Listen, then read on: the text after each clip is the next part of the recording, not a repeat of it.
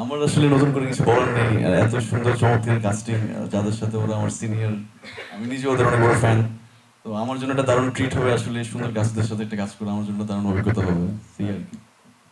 আমার মধ্যে অ্যাকচুয়ালি একটা নার্ভাসনেস ছিল যখন তানিম ভাই আমাকে প্রথমে এই চরিত্রটার কথা বলে। তারপরে যখন এত গুণী অভিনয় শিল্পীদের কথা শুনলাম, আমাদের লিভিং লেজেন্ডস মোশাররফ করিম এবং চঞ্চল চৌধুরীকে একসাথে পাবো একটা সিনেমাতে, এটা শুনলাম।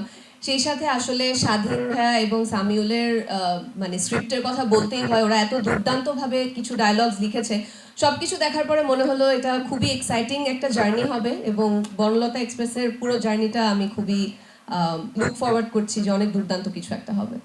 কারণ আমি তো বলে নিলাম যে আসলে আমি অনেক ইমপ্রেসড যে আসলে যারা এই জায়গায় বসে, তাদেরকে আসলে আমি ছোট থেকে আসলে ওদেরকে স্ক্রিনে দেখে বড় হয়েছি। তো আসলে হ্যাঁ হ্যাঁ।